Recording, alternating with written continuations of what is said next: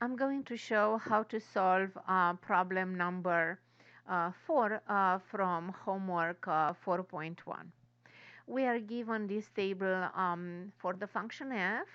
For instance, for x equals -2, we know that the function is -5. So I'm going to write this as f at -2 is equal to -5. And we also know that f at -1 is -1. So we see here this value. So f at -1 is -1. What we want to do is to calculate the average rate of change of the function f. So the average rate of change of the function f from a to b is defined as f of b minus f of a over b minus a. So we are going to calculate this expression for different values of x. And if we get the same average rate of change, then our function will be linear. And the slope of the function, if the function is linear, will be exactly this value of the average rate of change. Okay, so we go back to our table, and now what we want to do is to calculate these differences between f of b and f of a. So at the beginning, I'm going to consider a as -2 and b as -1. And I'm going to calculate f of b, which means f of -1, minus f of a, which is f of -2, all divided by b minus a, which is -1 minus -2. Okay?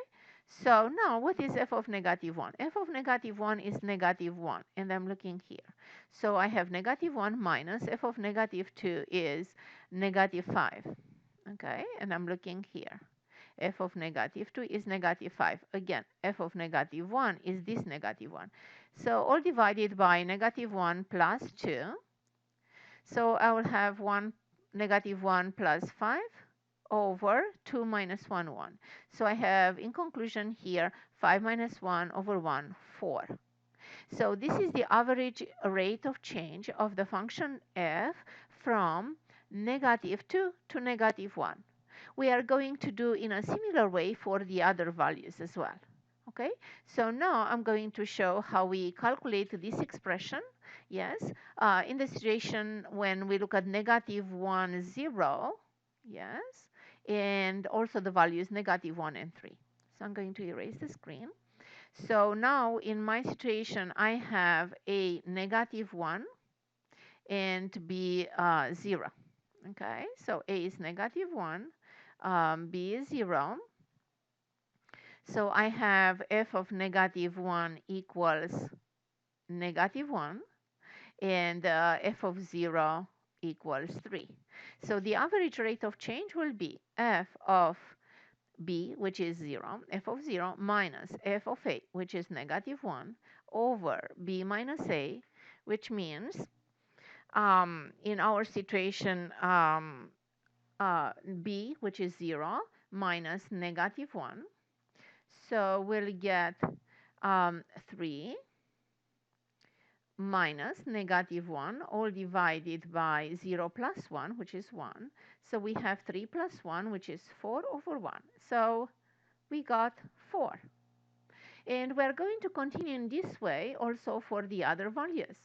At the end, I will let you continue these calculations. You will see that all these average rates will be 4, and therefore we get a linear function. So the linear function is given by f, by this table, and for this linear function, the slope will be exactly the average rate of change 4.